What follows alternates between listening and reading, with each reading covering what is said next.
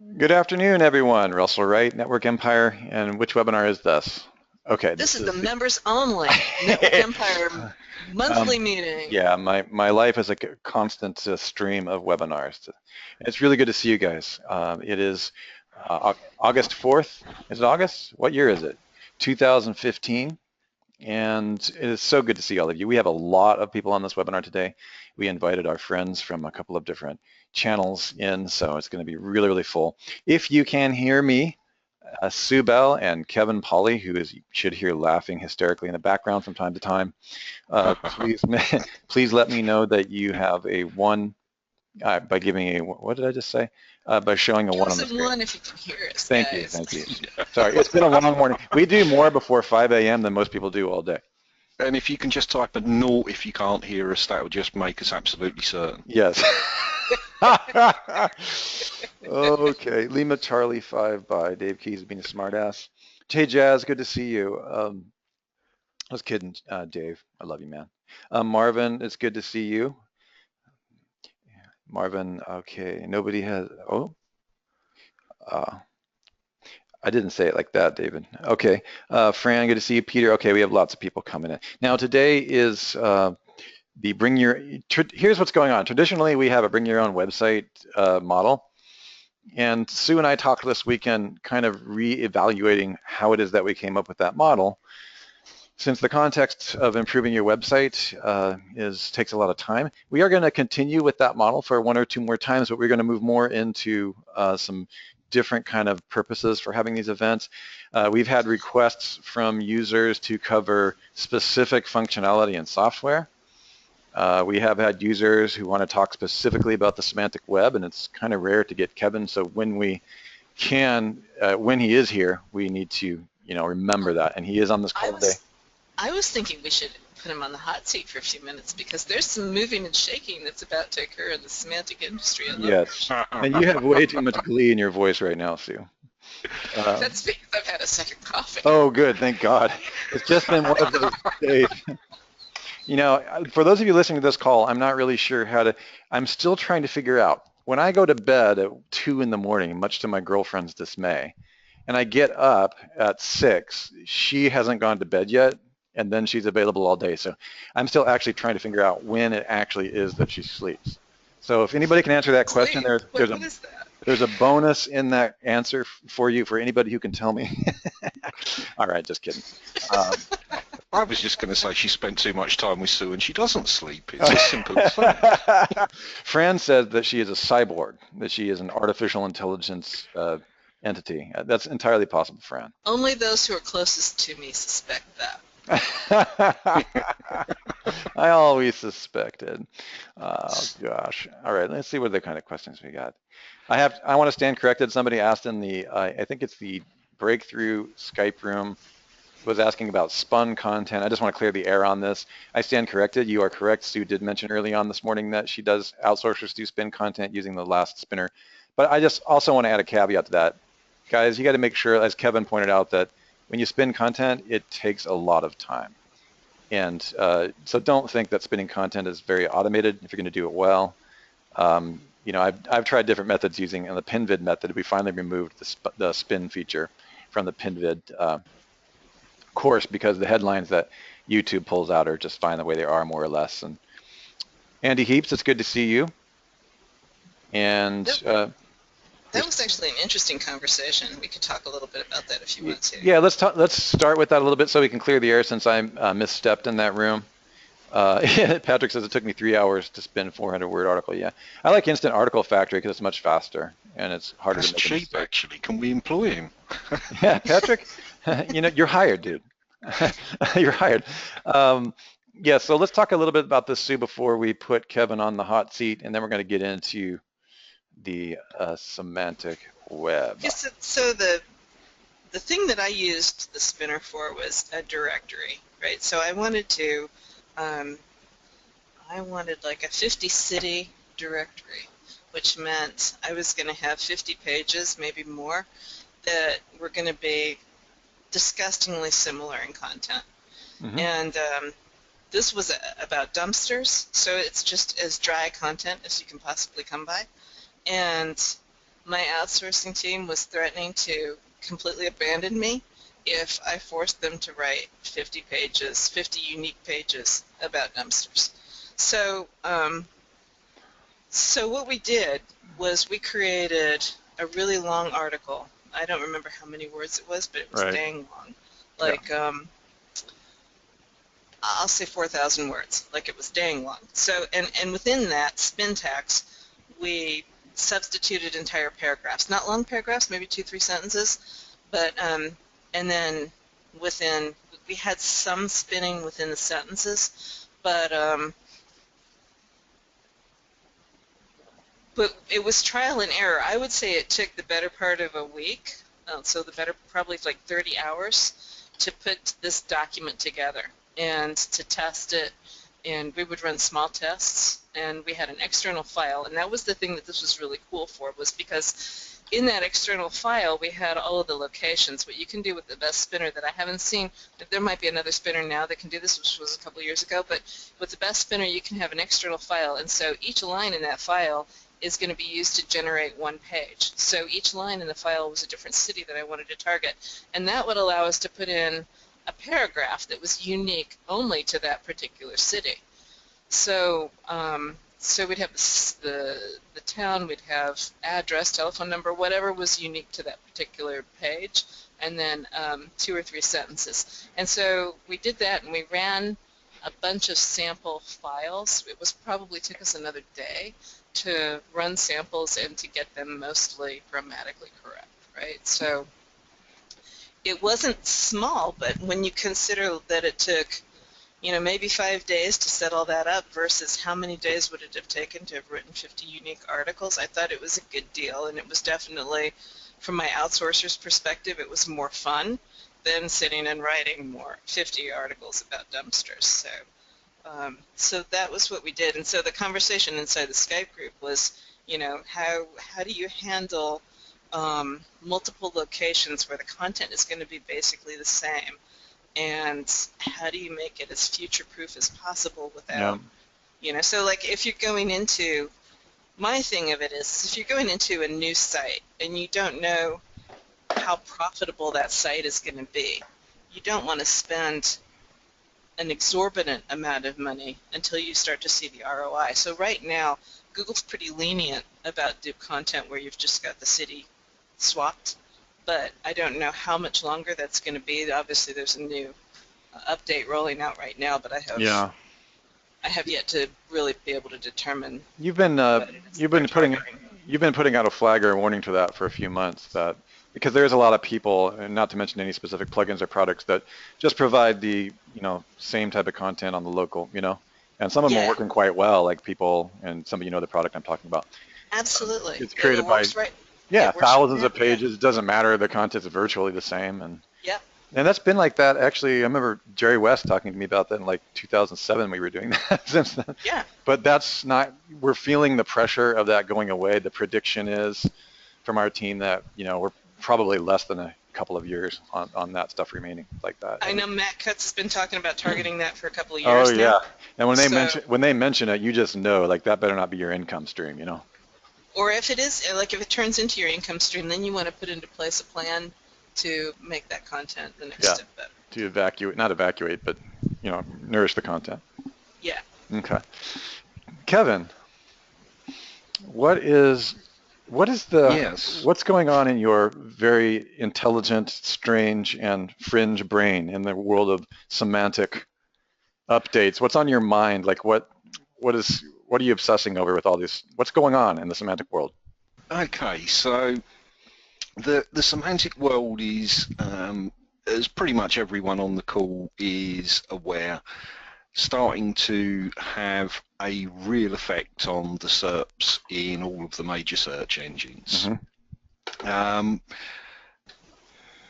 Sue asked me a question yesterday which came from a conversation in one of the Skype groups, and I had my finger on the pulse of what's been going on. Hmm. So at the moment, the schema.org team are getting ready to release version 2.1 of schema.org. Wow. Okay. Okay, so for those of you that haven't been to certification, haven't heard me talk on this before, this might be new to you. You might have already worked it out, but over the years, we've seen some correlation between releases of schema.org and changes to the SERPs. Right. So some of the things that they're doing, they've been focusing on a change towards actions, and that is exactly what it says. Actions in pages. A buy now is an action. Making a comment can be an action. An RSVP is an action. If you're in the restaurant trade, booking a table is an action. Mm-hmm. And all of these things have now been defined and are basically being automated. And there's a big move. You're seeing on the front end small movements in this, but underlying everything within schema.org and the wider semantic community and the different languages which don't generally affect people who are interested in search results, there's a move towards JSON LD. So that's JavaScript object notation and for linked data. So what that means is at the moment we're all and have been sort of putting schema.org markup in line in our content, and those of you that have been doing that are aware of how slow that is, how painful that is, how annoying that is. And JSON LD is a way of creating something called a data layer. Google are testing this with actions, and those of you that are looking at Google's pages for rich snippets and things, where you've seen the examples, you'll see that you've got the normal example and something for JSON LD. Now, they're starting over the last 2 or 3 weeks to allow more of this JSON LD to appear within the SERPs. And interestingly, there's a movement, if you like, that structured data itself without any markup is also starting to generate message boxes and information boxes in the SERPs. So certainly from my perspective and the community that I work with, you've got this massive change to the way that Google are looking at the underlying data that they are going to be using to generate search results. Now, what I've just done, Sue, is I've just copied a link to you in chat of the latest link for where people can see the changes that are happening within schema.org. And what's happening is, as you sort of look through this and scroll down, you'll see just how many fixes, changes and improvements are being implemented in this 2.1 release, and also the changes that happened in the version 2 release.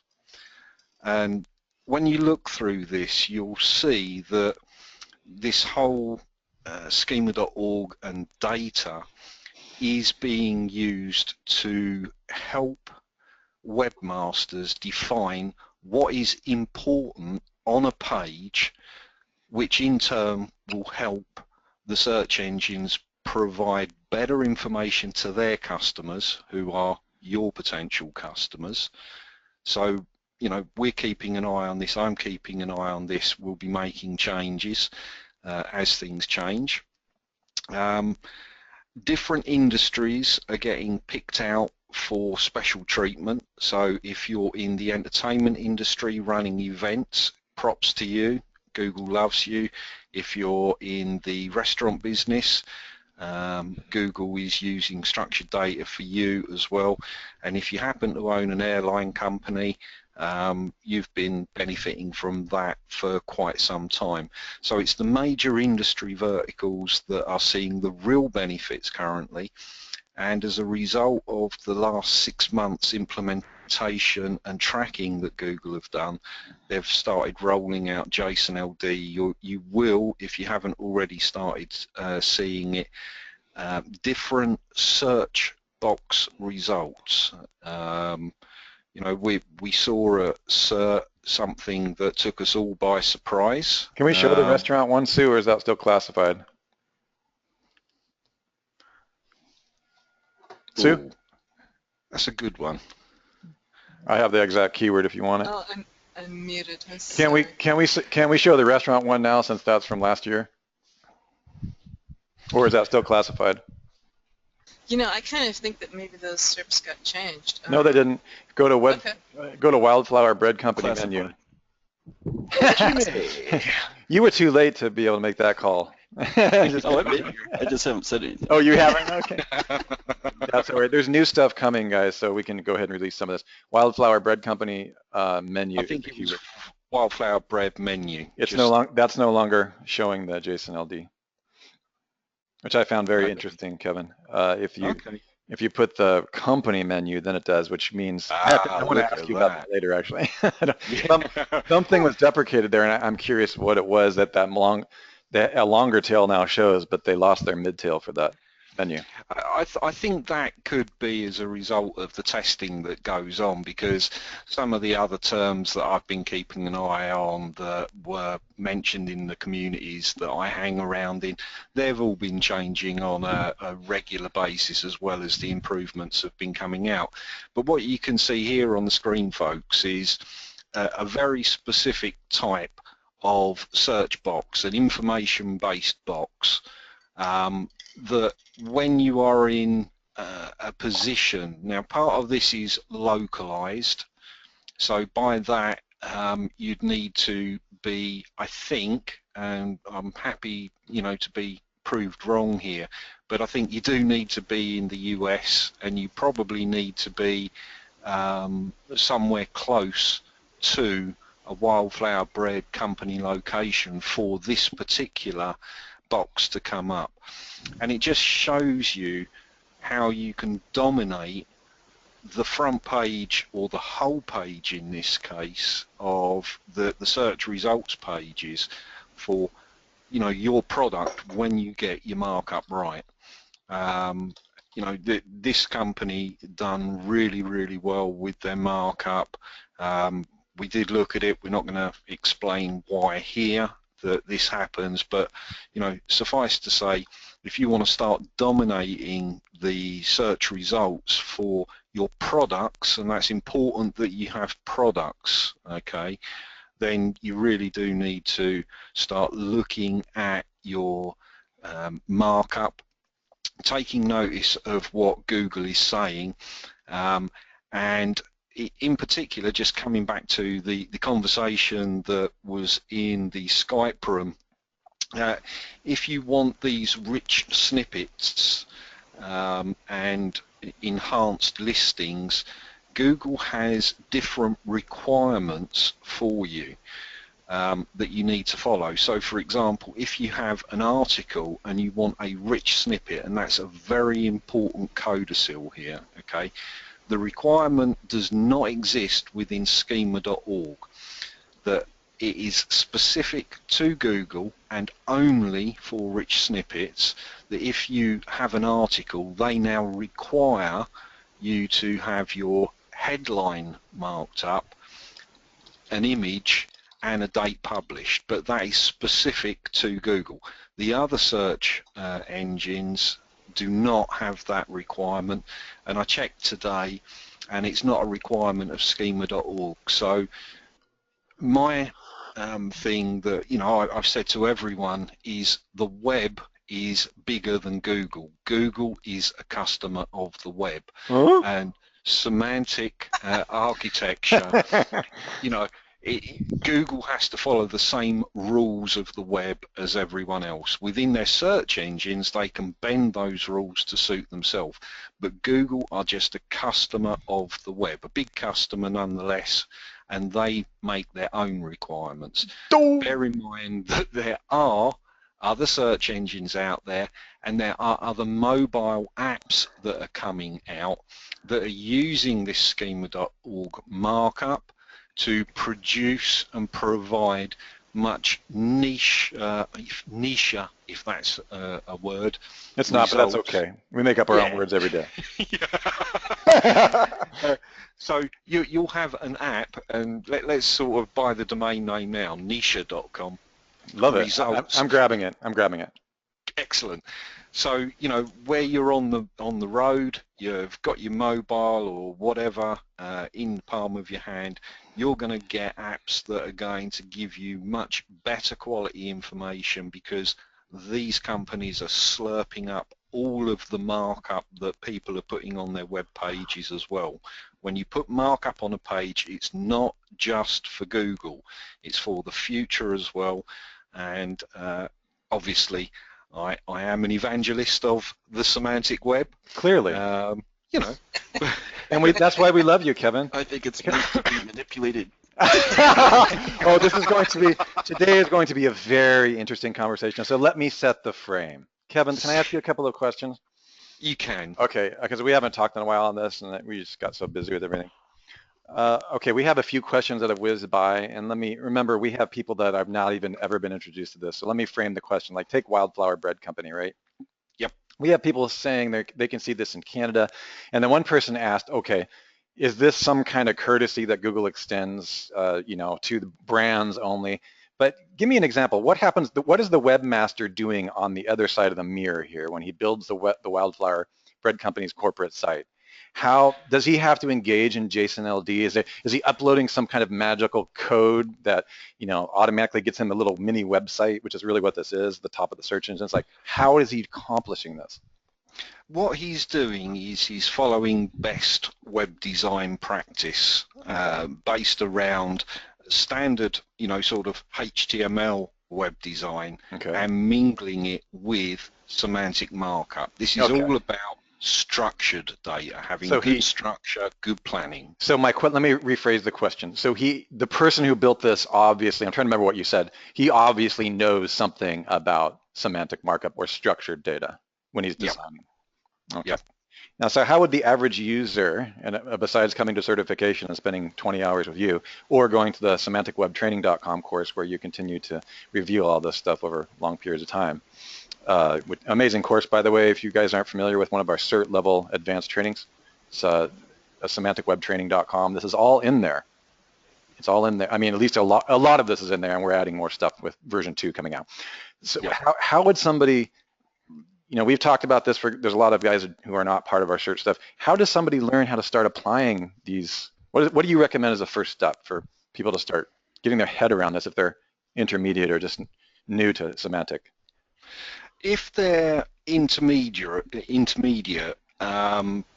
they've got a distinct advantage. If you're new at this, I'd suggest that you take a course, learn some basics about HTML design and how schema.org works with it, and Google's principles about company markup. If you're intermediate, Google itself provides and has improved dramatically over the last 2 months the information it provides within Google Webmasters about improving your rich snippets and your structured markup. So the first thing that you can do is define yourself as a business. The whole point of the semantic web is to become an authority. Right. Okay. So the first step would be to make sure that you've got your ducks in a row and you've got a good Google page for your business, and Jimmy can tell you all about that. The next step would be to look at organization markup and follow the instructions that Google gives you to do that. So what is the legal name of your company, the phone number of your company, the address of your company, the logo of your company, what type of company are you? Exactly. In fact, here's, Kevin, I have remember when you were hanging out with me in my office at Sue's house? And you gave me the order in which, and then we presented it at the live certification event. Yep. I have this image. I'm going to give everybody on this call this as a bonus gift from futureproofempire.com. You'll notice at the very top of this PDF, which shows how, remember, there is a grand master evil plan that will last you for the next 10 years. That's the network empire way. Okay, Sue and I are talking about this. Semantic web is a huge part of it. In fact, Kevin, how can I get you this link?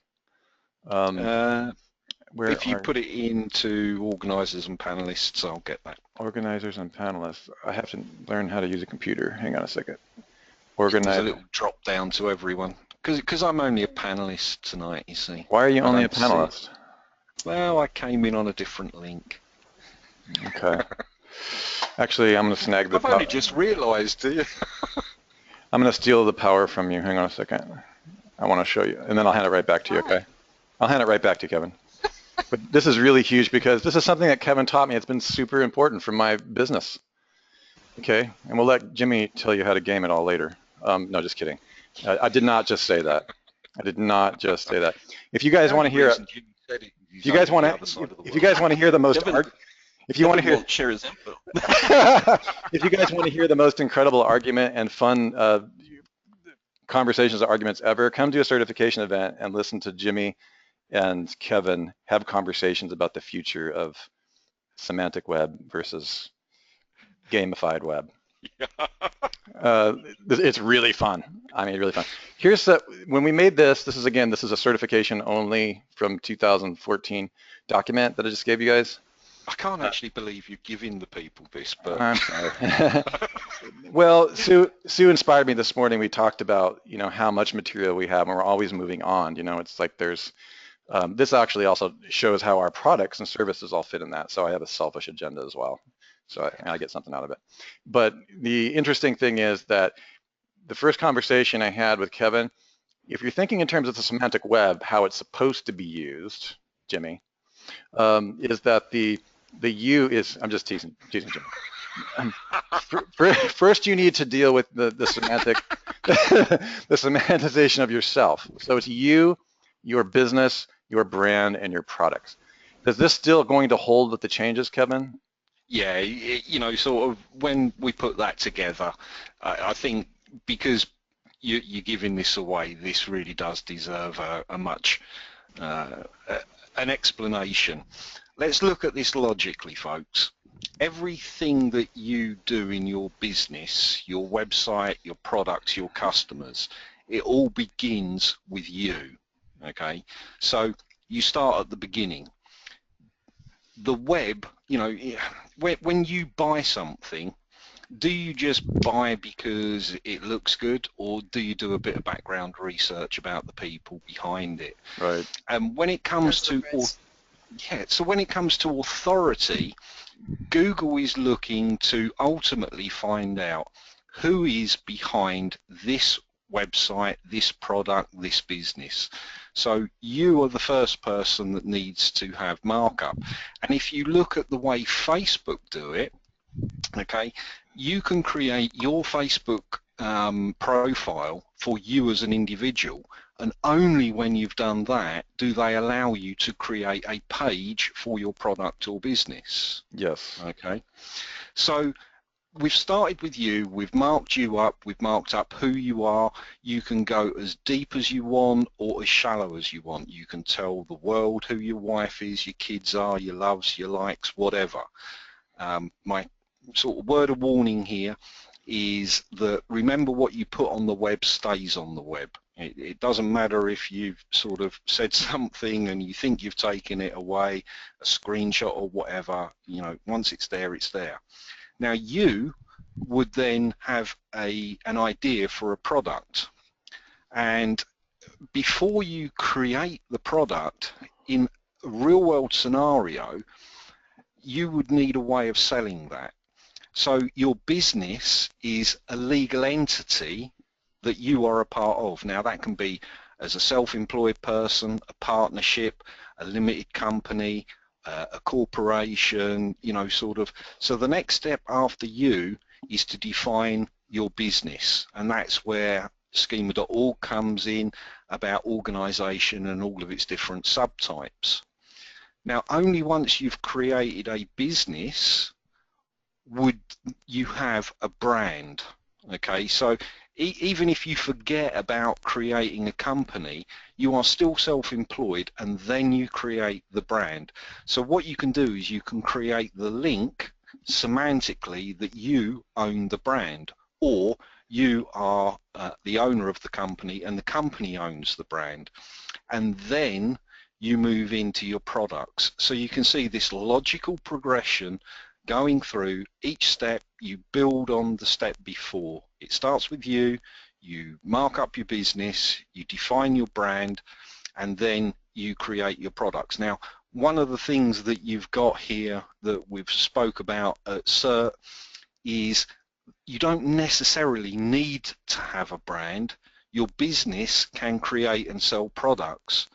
But when you look at what Google is all about, Google really does like to promote brands, you know. So that is the progression as you go through. You, your business, your brand, and your products. Okay, I'm going to snap the screen back to you. That's awesome, because that really helped me when I was really clueless about what you were talking about. So I gave you the power control back. Oh, I haven't got anything up. Oh.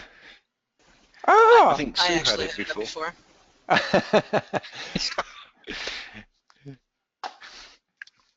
Okay. Well, I have got things up, but people really don't want to see No. that. Or else they really do, because those things never disappear from the web. Right? Did I say that out loud? One of frustrated the today. things that we've got up, Sue does not want me to show everybody on this call. Uh-oh. Wait a second. No more secrets. Okay, no more toys. No, I'm just kidding. What are you going to actually cover? Who? You. Me? Yeah. I've covered my bit. That's it? Yeah, you know, sort of. I think what we could do is, while I'm here, if people have got some questions, okay, let's have some questions from you folks and see if I can answer them. And then, yeah, I'm still on the hot seat. It's getting warmer. And then we'll have Jimmy come in behind you and give an exact opposite perspective. No, I wouldn't do that to you. So despite what I'll say here is, despite what Jimmy tells you, okay, you should never game the semantic web. Never.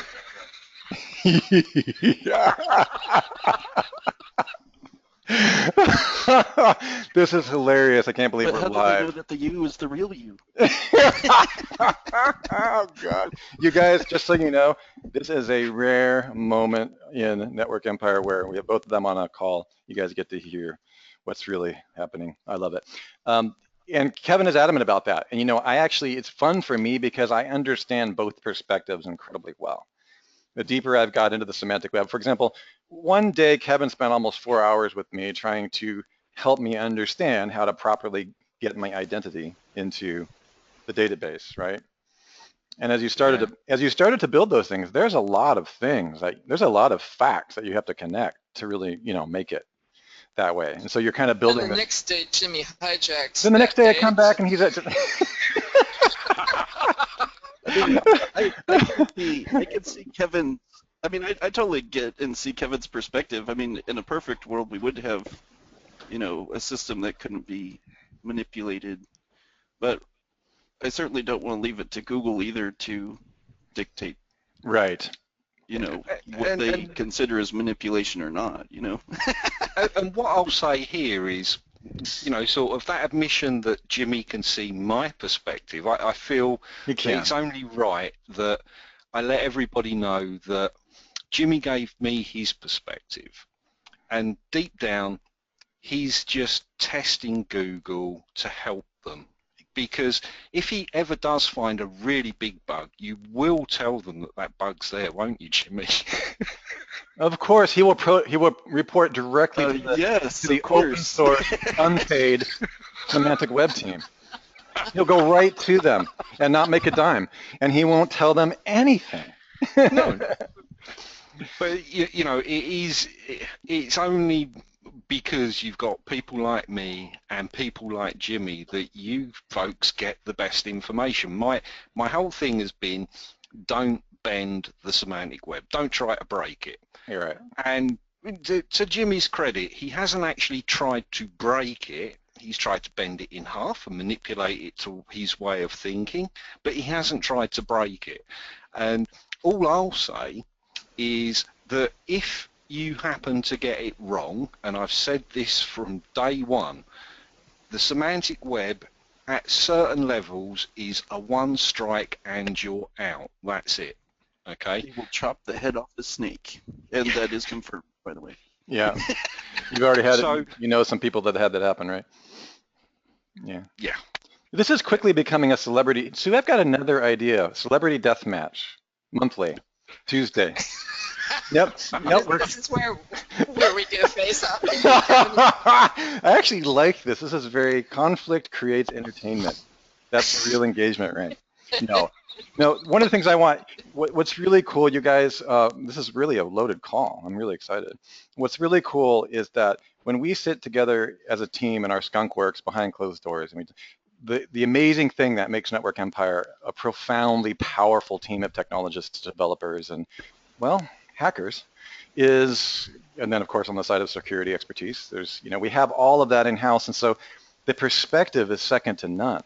I mean, it's really amazing to watch the conversation because, we can look at things from almost every perspective in the room, and that allows us to generate, when I say future-proof, I'm really not kidding, to create technologies. We have a 10-year sustainable plan infrastructure that has to include the semantic web and all the changes, because Kevin is passionately involved in the integrity of what Berners-Lee called, the deep web or the real web, right, Kevin?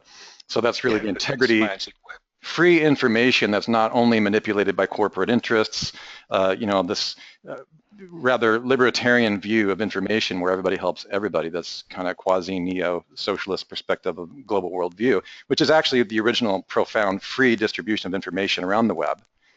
And then there's the other side of it too, which is corporate interests, capitalistic interests, in which search and what you call choice architecture is framed by corporations. You guys are aware that Google as a search engine result page is a highly manipulated choice architecture designed to get you to choose based on what they get as the highest bidder, right? I mean, let's just get down right into it. I mean, let's make a contrast. That is the game. So what I'm really wanting the audience to hear from me as this middle ground is I've seen the world from both sides now. I understand exactly. Google is a choice architecture machine. If you haven't studied choice architecture, please do read the book Nudge, and another book we recommend to search students called Hooked. Once you understand that the search engine is not the web with which Kevin speaks, about which Kevin is speaking, it gets really, really interesting, because then you recognize that Google is only one aspect of inbound marketing within the one web ring perpetual downstream semantic web integrated socially activated domain authority stacking traffic system, right? So when we joke around with this giant web ring system that we're talking about, with that giant name, and we kind of kid around, the thing is that it's all true.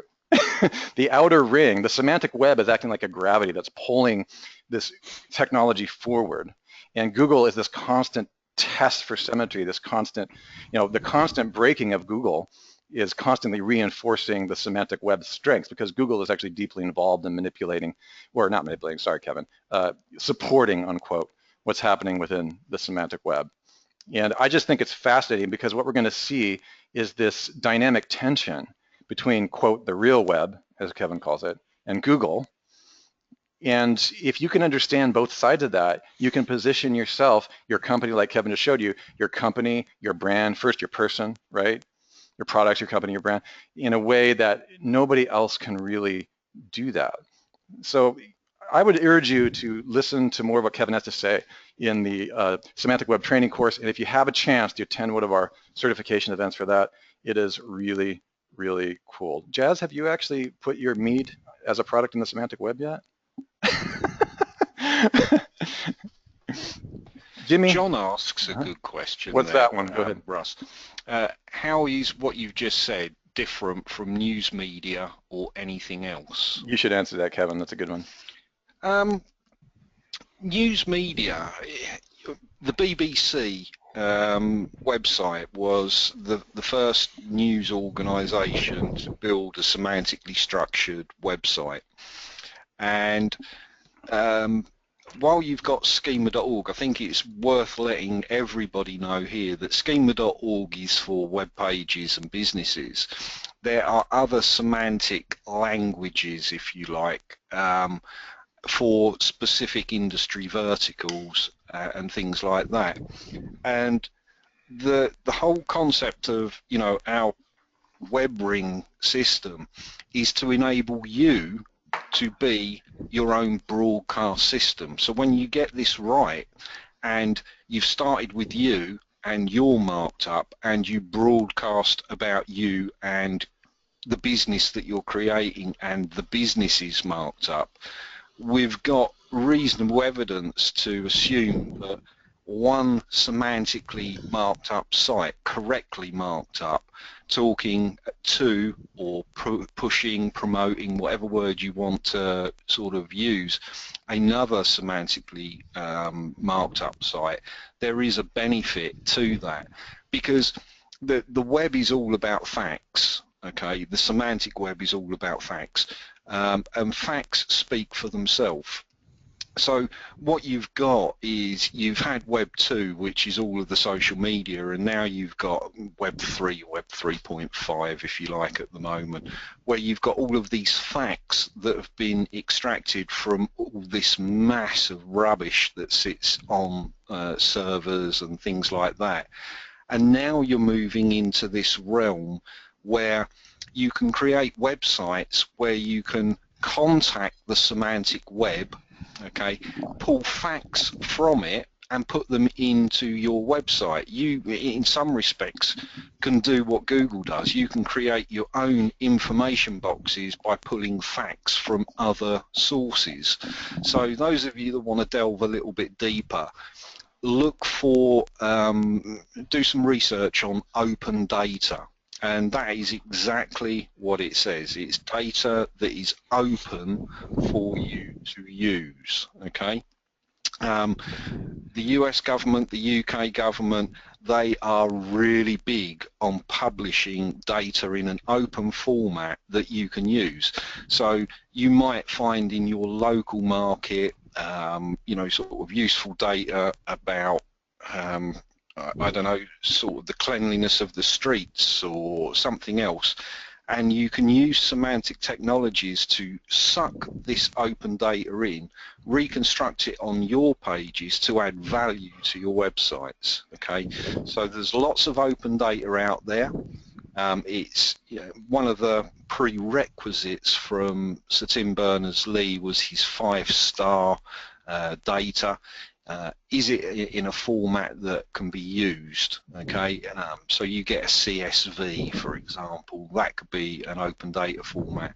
Then someone might process it and convert it into JSON, and then because you've got this data, it's easy for programmers to use this data to produce viable and valuable content that your readers will love, that supplements your business.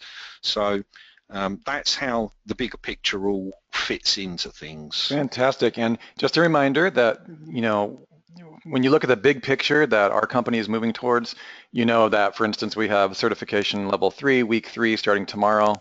It's the pay once and you're always a member. The theme that's in there is the PinVid theme. This is all Kevin's work in doing his work to create a semantic theme.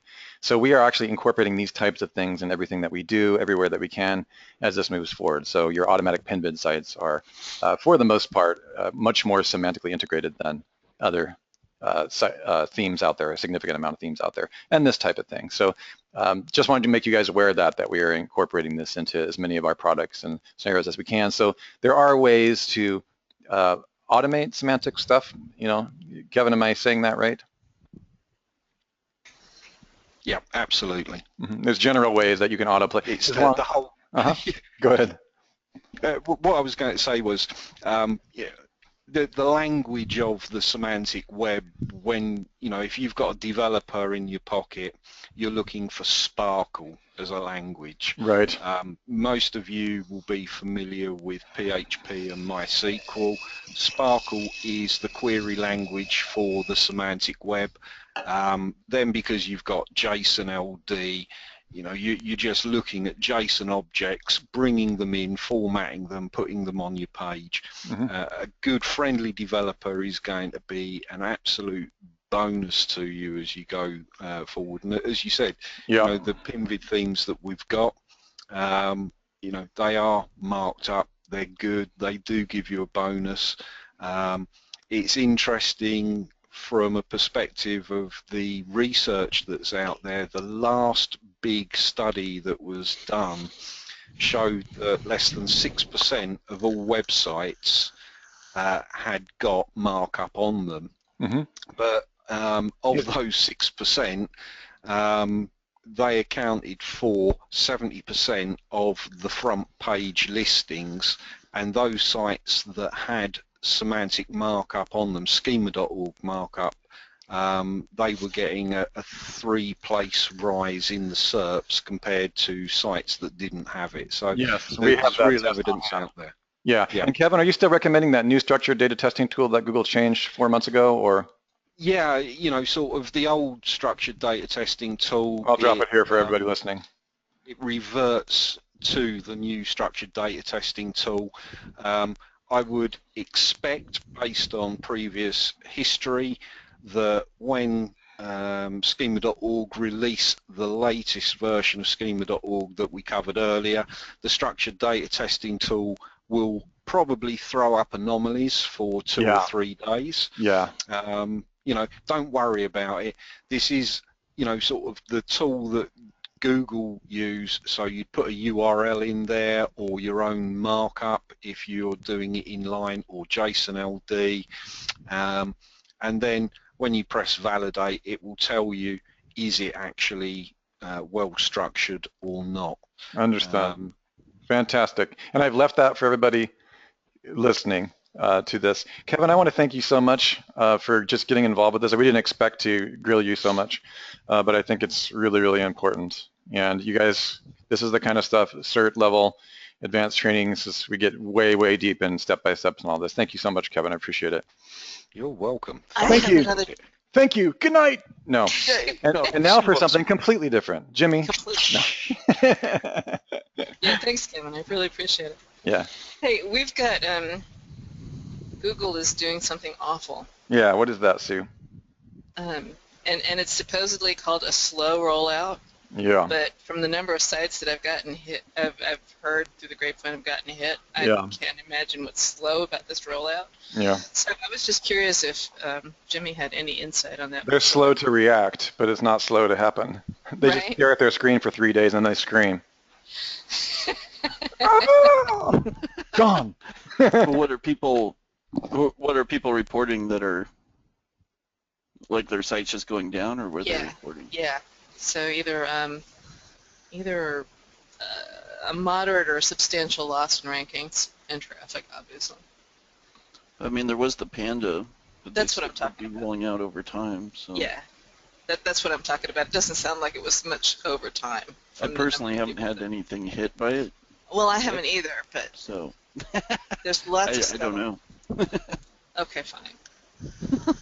It would just be adhered to the normal Panda rules. It's not like you to start rumors, Sue. I'm messing with you. This isn't a rumor. I know. I'm just teasing. Is that your Easter egg? I haven't been worried about it because just like the Panda, I mean, we know the elements that they're looking for on Panda, so. I just was. Unless I see something significant change on one of mine, I don't usually. Can you guys give me a 1 if you've seen? Can you guys give me a 1 if your sites have significantly tanked, and a 2 if you've seen nothing that would indicate what we're talking about? 2s, 1.5, mostly 2s, 80% 2s. 0.01% one. I'm getting all twos, Sue. Yeah, that's good. Because they all took the traffic hospital course. How many of you Right? took the That's not a fair survey. That's not a good sample. That's not a good sample case. You were hoping for recovery, Alan. Yeah, Okay, you might. I don't know that I would say that that's like, That's not so really a good sample. yeah, it might not be over yet. I wouldn't Mm-hmm. say that you weren't successful yet, but okay. Andy says that he saw some fluctuations and has some questions. Why don't we open the? Let's go ahead and try something different today, because we have another couple of webinars today, and it's kind of a. So I don't want to try to organize too much. Who has a question? We'd like to open the mic. If you have a microphone and have a question for Kevin, Sue, or Jimmy, let's go ahead and, if you're brave enough to get on your audio, let's go ahead and hit this question. Anybody? Give me a one if you have a question you want to talk to one of the team about. There's a good question by Jazz in there. Which one? The She's very asked a last lot one. of good questions. Do we want some more mead? Yeah, the answer is yes, Cheers. No, the one last after one. Yeah, be careful. Selective. Okay. Does the Semantic Web Training 1.0 include the 2.0 update? I didn't answer that for a reason, Jimmy, because I don't know. I believe the strategy is to create, at some point, we're planning on rolling out a version 2.0, but that's the last word that the marketing department got, so I don't know what's changed. Crickets. Yeah, we haven't got. That's why I we didn't did an have update a few months ago, but we haven't done anything terribly recently yet. Yeah. I try to avoid questions I don't know the answer to. Let's give a hard one for Jimmy. Jimmy, is there anything that can't be cracked?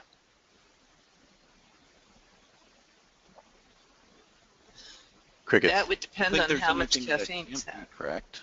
What's that? I mean, that's the thing is just that, can it be completely secure and everything? Yes. But with every rule, there's always exceptions. Otherwise, you can't have the rule. Right. So. Profound. Patrick, that's not a question. Okay, you guys, there's got to be somebody on this call with questions worth asking. Do you have a website you want us to look at? Do you have a question you want to get on the phone with? I mean, you got the ultimate team here. Dave McCormick, you put your hand up. Can I unmute you? Do you have a question? He's got a website. Are we doing websites still, Sue? Do we want to look at one, or do you want to skip those? Well, I'll take a look at it while we're deciding what questions there's somebody to bring. Okay, yeah, let's take some live questions outside of the website analysis frame. She'll go ahead and look at that. Andy has a question for Jimmy. Where? Oh, Andy. Yeah. Okay, Andy, we'll go ahead and turn on your mic because I know you have a microphone usually, right? Or somebody can help me find his microphone.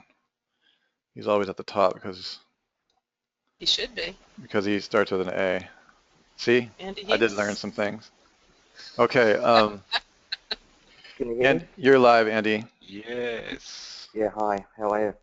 How you doing, man? Yeah, really well, really Good. well. How's your business picking up with all these changes and strategies you're implementing? Yeah, well, look, I've had a couple of I've had a challenging one with one website which we redid and did a new website, so it went completely, crashed for a day or two because I was actually on holidays at the time. Okay. When the web designer converted it, put it live. So I've been chasing my tail, but managed to pull it back up. I know it's got some penguin issues, and I'm not sure whether I should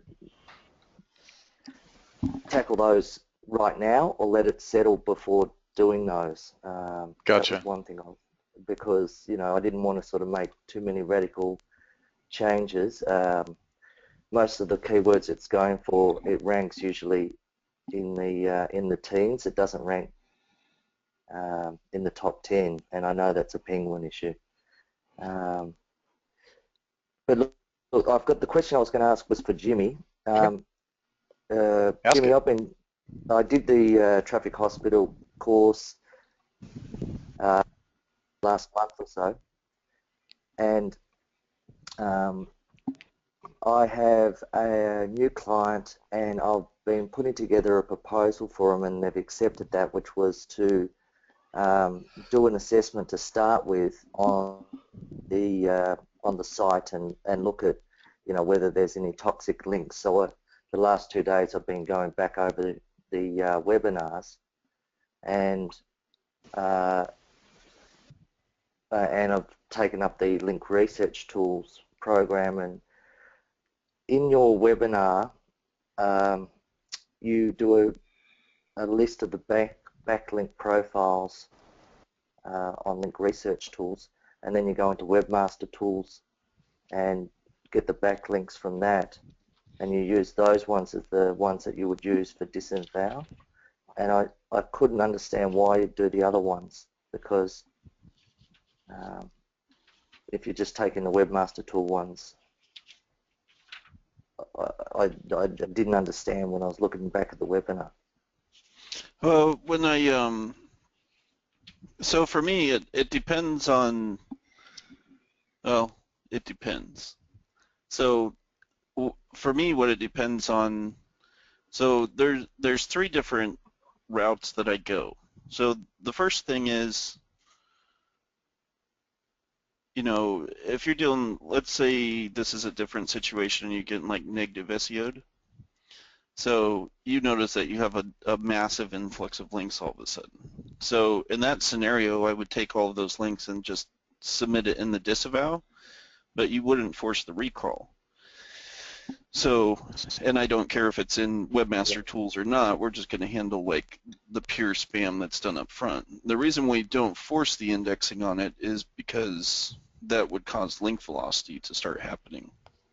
Whereas we just want to make sure that it's covered, so when Google does find the link, they say, oh, this is in their disavow, we can't count it against them, next link, kind of thing. So if you're dealing with negative SEO, that's basically how I handle that. Now, when I do an audit and I want to check the health of the site, that's one of the first things I look at is also link velocity on that. So, and only because I don't know the client situation. You know, they say, oh, we had a drop in rankings, and so first thing I think is like, you know, the negative SEO aspect of it is real. So they might have had just fine rankings, you know, a month before they got in contact with you, or 2 months before. So it's very realistic to, you know, somebody did go and negative SEO them, and now they're suffering with rankings and trying to get it fixed. So that's the first trail that I go down.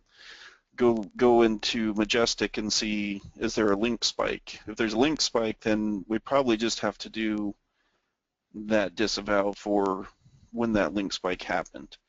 So if they didn't have a link spike, then all I really care about are the links that Google's showing you in the Webmaster Tools, because that's the ones they're really looking at. Because sometimes there will be links that are going to a site, but they don't necessarily count it against you all the time, because it might not be good enough to even be in their index, or it might be something they've not even yet crawled. Sure. So I start with the Webmaster Tools first. If I want to do a really thorough job, I'll go and I make sure I get all the ones out of the Webmaster Tool, and then I also take the ones that are, you know, just with the link aggregators out there. So that's like a total sweep.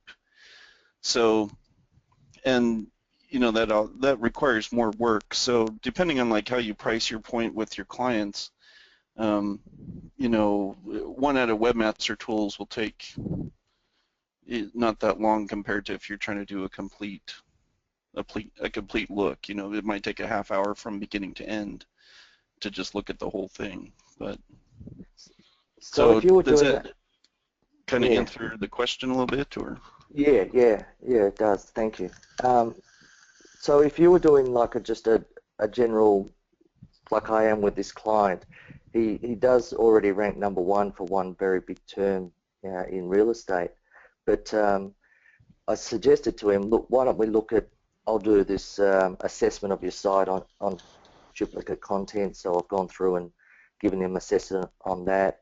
The titles, how the titles are looking, and I was also going to put it through link research tools and just look if there's any links that are toxic links. Now, even if he's ranking number 1, is it worth disavowing any links that look in those rules that you present in traffic? Is it worth disavowing those links? Yes, it can be, because, well, even a few months ago, helping somebody with one of their client sites, they had a website. He had been trying to work on a website that was stuck at number 5 for a long time, and other terms were stuck, lower on page 1. We went in and just did a cleanup of the disavow out of the webmaster tools, and that number 5 jumped to number 1. And then that also allowed some of the other terms to move up on page 1 as well. So it was just because of, some of those toxic links pointing to the site that's what was causing some of this. It wasn't like a full-on penalty because they had a 5 placement drop, but it was kind of like it was just suppressing it a little bit because of some of those untrusted links that were pointing at the site. So I definitely think it's worth it, even though they might have a number 1 ranking. You might just go and look and see how, what position are some of the other keywords in. And the more you do it, the more you do it and the more sites you do, you'll start being able to identify, because of the placement of this, of this link with this URL, well, you'll be able to determine by the SERP position roughly what kind of penalty it might have. So sometimes I'll go in and I'll see something on a specific page number in Google and be like, oh, this isn't link-based, this is panda-based, or vice versa. So, and sometimes they have both, and that'll show, those pages would be much further down in the SERPs. So, it's always good. The more practice you get, it's kind of like a learned, if you're fixing a car and when you're putting it back together and fixing it, the first time might be kind of slow, but the more you do it, you'll be able to be like, oh, I don't have to turn the car on because I can see that this, the spark plug wire is loose right here. Yeah, it's like, or like you learn to recognize when the timing's off, right, Jimmy? Because you've got years of being able to toggle it just right. And that's the part about the course that's really hard to do without the experience, because it's like, well, how do you do? How do you identify it so quick? It just comes from practice. Well, Jimmy, I went to, in that the first Webby, you go through all the Panda issues and then you go into SEMrush and show any dips. So I did that for this client site and looked at last year and went, my God, it went from 10,000 searches a month down to 2,000. What happened? And I went back on the Wayback Machine and looked, and they had thrown a huge banner on their site as their front page, and they had it there for like 3 months. And then I looked in that Moz rules, and it said something about the above the fold update, and it exactly matched the above the fold update, and then they changed the website in November, and it jumped straight back up to number 1 again. So I thought that was a great example, even though it's not something I need to fix, to show them just how important it is to get the website looking right in terms of its structure on the front page. Yeah, absolutely. And I think we do go into the page layout in that series somewhere, I'm pretty sure, because that's part of the that was the first week. Yeah. So and it's important, because I think with that course there's a lot of a lot of people are like, oh, my site got hit. They're looking at let's say it's Penguin. They think they got hit by Penguin because of some reason, but maybe they got hit with Panda because they spun a bunch of content even though their densities and the sites they put it on was correct, because of that not unique content to one URL destination that ends up making it, it triggers the Panda, even though most people would consider that Penguin because it's link-based. So it's just Well, would you, good to know like which one you're looking at, you know. So, mm. Well, would you mind if I put the report together, you could run your eyes over it sometime? we might be able to do that on a webinar. Okay. Okay. All right. Thanks. Sure. So Alan asked a question, which is a good topic. He asked it earlier in the Skype group, and I told him to bring it to the webinar, and he just asked it a few minutes ago. And while he had to jump off, so we can't bring him on, actually, it just looks like he might still be on. But anyway, he said he had to go. He's talking about canonicalization. He had a bunch of pages on his site that had dupe content, and the site's quite old, like it's 10 years old, so he's got inbound links to a lot of these pages, and so some of these pages have got dupe content, and he was busy trying to find it and delete it. And I said, you don't have to actually delete it. You can just put the canonical tag in the header and redirect it to the primary page. And so I wanted to just talk about that a little bit because there's three options that you've got. Obviously, you can canonicalize it, you can delete it, or you can no index it. And so let's just talk for a minute about the pros and cons of those things. Oftentimes you run into having to have dupe content on your site, particularly with e-commerce sites, because a product will fit into more than one category. There's other times that you can run into that effect, like with blogs, where you've got tags and you've got categories. Blogs just give you like 5,432 different ways to arrive at exactly the same content with different URL strings. So those two things are the most common examples of places where you can have dupe content on site. Now somebody else was talking, I think it was somebody else was talking about dupe content off-site. And where you've got dupe content off-site, you're not going to get penalized if you've got the same piece of content running around the web on several different sites. Google doesn't care so much about that because a news story gets picked up by a whole bunch of different websites around the web. So clearly that's not something that they can actually go and penalize, but what they will do is prioritize. So the page that's got the most page authority is going to be the one that ranks the highest. So if you're going to take your content and put it purposefully, redistribute it, then you're going to want to make sure that you curate it a little bit. It's the best thing to do. You change the beginning of it, you change the title, and then it doesn't appear to Google as dupe content. They won't treat it the same way. You can get both pieces indexed. But if you've got, particularly with his site, where he's got an age site and he's got inbound links to all of these different URLs, if you actually delete that content, then you lose two things. You lose the traffic from those inbound links, and you lose the link juice from those inbound links. Whereas if you put a canonical tag in the header and you pick one of those pages to be the one that you actually want to have indexed, then your link juice is preserved, and it'll all go to whatever the canonical destination is. Do you have any other comments? Because I know we talk about that from time to time, particularly on the OMG Webbies. Is there anything else that we should talk about in terms of, Jimmy, in terms of canonicals and no indexing? Yeah, I think yeah, it just kind of depends on what they're using and how they're using each piece with. Because they could be syndicating or they could be doing link building with it, and it really kind of depends on it. Yeah, it just depends on that. It's hard to explain. Is there an without getting into instance too much detail? Right, is there an instance that you can think of where it would be a better idea to no index a piece of content rather than canonicalize it? Well,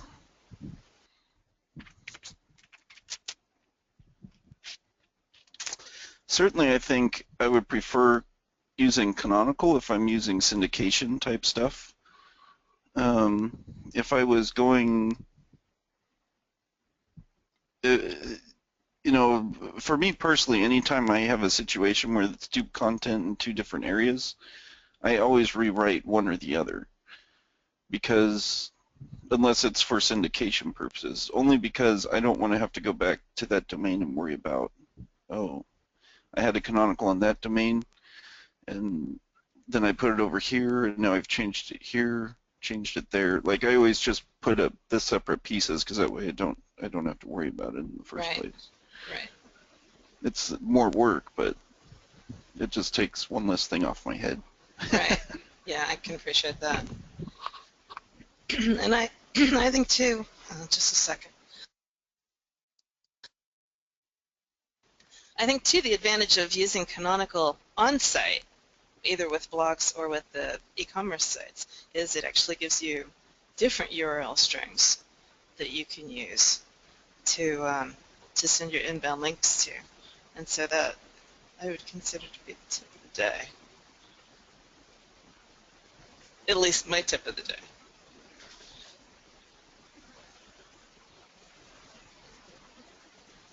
Let me just see. I don't think I've seen anything from Alan. This screen is rolling quite quickly. Is there anything else we need to cover, Russ? Are you watching the screen? Yes, I am watching the screen, and no, I think we're over time, which is okay. I think we had a lot of really, really good questions. Okay. And since we have more webinars coming up, we should probably close this down. Okay. I wanted to say thank you. There is one thing that I was having a conversation with Ryan, and I was going to keep the conversation. Can you still hear me, Sue? Okay. Just going to keep this. Yes, I can. Okay, you just showed. Ryan was asking, why things like Tumblr. That's okay, Sue. I was just checking to make sure I hadn't lost my connection. I wanted to make sure. He wanted to ask why things like Tumblr and all these like microsites are considered authority and isn't just crap, and why would they begin power? And I just clearly defined the difference between domain authority, which is technical ranking authority, and subject matter expert authority, as an authority expert. When Jimmy and Sue is talking in domain authority, is talking about powerful platforms with high DA or domain authority, we are not talking about, as Ryan and I just discussed, we're not talking about subject matter expert authority. We're not talking about semantic web authority, where somebody is marked up as an expert in their field, and they're integrated into all of the news sites as the expert, and they're not a celebrity expert or these types of things. We're talking about the domain authority as determined by the definition of domain authority, which I dropped to Ryan in there. So remember that where the web is currently right now, Tumblr, for instance, does not have a lot of content on it. However, it's the animated GIFs and the images are some of the most popular and well-ranked animated GIFs and images on the web, but no, hands down. In fact, in many cases, you'll see the animated GIFs on Tumblr rank on the first 5 or 10 positions for all image keywords, specifically image and animated GIFs. So the point here is that this is all about engagement rank. So let's not mistake what engagement rank is for expert authority content. So while content may seem very thin, and only in some cases in the case of Tumblr, and some people do add a lot of content to their blog and other locations, we're really talking about the domain authority being 99, the page authority being very high as well, and then people coming up with engagement rank. Now, Brian brings up a good point. Isn't that like crappy engagement rank? Well, yeah, but engagement rank is engagement rank. There are many different kinds of engagement, okay? And engagement is anything that holds your attention or gets your audience into an entertainment state of mind, which increases time on site. At this point in the history of the web, and I think this is what Kevin is speaking to as we move to the semantic web, or what I call the crapification of the web, the quality of the content, the expertise level of it, the meritocracy of it is irrelevant to the amount of distraction that it provides. Alexander Bard talks about this as the attentionalist economy. Okay, we're currently in the transition from the old web, which is now attentionalist based, and moving into the semantic web and the semantic internet. Okay. So I want you guys to understand the difference, that the technological ranking, the techno ranking that's using domain authority is really all about the power and the trust of the site with which people are using it as microsites. And I thought that was a good little diversion, Ryan, so that we really don't have a distinction about that. Okay, so here's another thing. Let's move over into, as a close, let's go over Epoxy Man real quick. Sue, did you have any comments we could close with? I think it's a great way to close today's event. Yeah, there's a couple of things. So as I scrolled up here, I see that there's some drop downs, and the things with the drop downs, those seem to be the only silos that I can really find on your site. So I found it kind of interesting because usually you've got a silo widget over here. I don't think you're using the silo plugin from what I can tell. And so it looks to me like every page links to every other page, and so that's going to pretty much flatten your domain authority across your entire site, which means you're not really targeting any pages so that they can rank. You know, the whole idea behind the silo structure is your silo landing pages become sync wells for page authority. And so they rank easier than the rest of your site. And so you don't really have that kind of thing going on here. And I didn't go look at the blog or anything like that. I just kind of, I don't know. So my other thing that I would say is you've got a mix of stuff here where, like these are, oh, that's because it's under the blog. I see that. I understand that. So I feel like I didn't take a real hard look at what the different topics are, but I feel like for the kinds of keywords that you've got up here, like cleaning and adhesives and corrosion, like those are all very much top-level terms, and you don't have, like if that's really what you want to rank for, maybe like cleaning within your locale, I don't think you're going to have enough content associated with cleaning to be able to do that, right? So normally when you have a silo, you've got a minimum of 5 pages around that topic in order to be able to establish the theme on site. And I don't see that here. So I'm just thinking that you're going to have a tough time ranking the site the way that it's set up. And the other thing, oh, unless like your silos are down here. If that's true, I'm not seeing it. Okay. So the other thing that I would say is from a conversion perspective, I went back to the home page, and if this was something that I wanted to take advantage of, there's not a real clear call to action. I have to look down here. Here's your telephone number down here in a very small font. Like the thing that sticks out is the subscribe to the newsletter, but I don't think that that's with this kind of industry. I don't think that, you know, an opt-in is really what you're hoping people are going to do. So I would suggest somewhere up here in the header you have your phone number in big bright Chinese. The other thing I would say is that it's very impersonal. There's nobody talking to me. Let me just hit the contact us for a second. There's this isn't person to person. This is very impersonal. So, and that might be fine, but it's kind of, I don't know, it's so impersonal in a stock photo kind of way that it doesn't give me a warm fuzzy to want to pick up the phone and talk to you. And this is a industrial flooring, and I can speak a little bit to that, Sue. Okay. One thing worth considering, when I was hanging out at the SEO conference, I think it was probably more like 5 years, back when Thomas B2B directory was really, really super popular for really boring corporate and mostly B2B industrial type things. That was, you could get some pretty hellaciously powerful links from that directory. Now I haven't really looked at that or talked to Jimmy or Sue about it.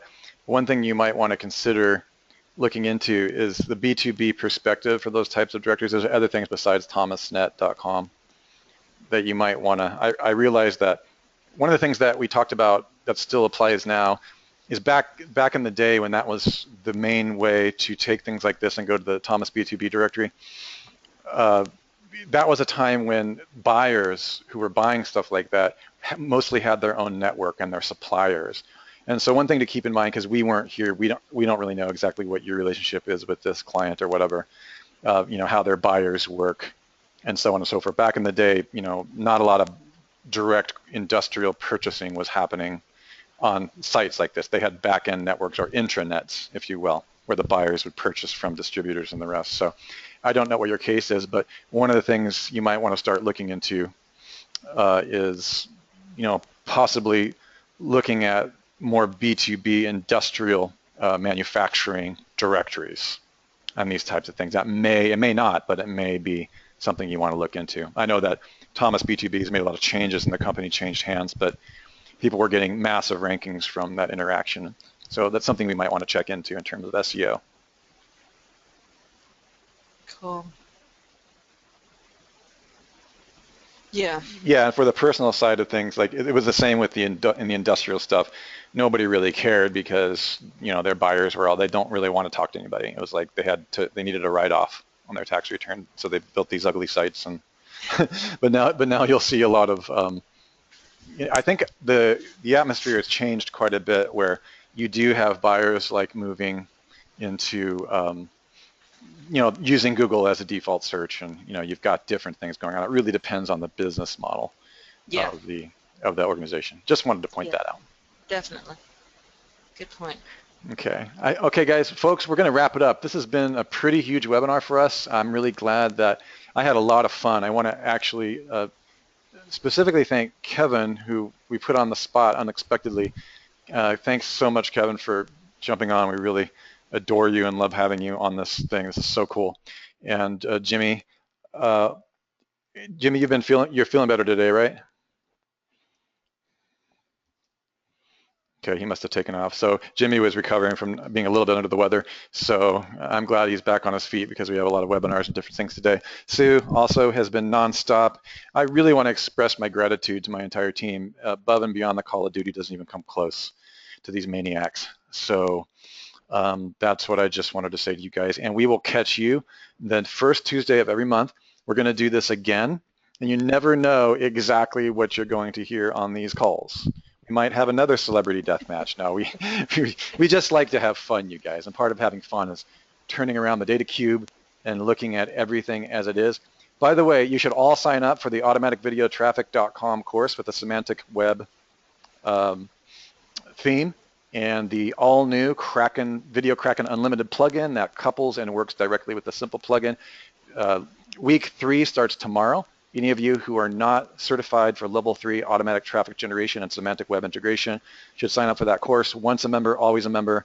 If you are not ready to jump in now, we will expect you sometime in the upcoming events. So we'll see you. The rest of you, some of you have other webinars that you need to go off to, and we'll see you later today. And I look forward to seeing you guys all on the inside. Thank you so much. Thanks so much, Russell. Thanks, everybody. Bye-bye.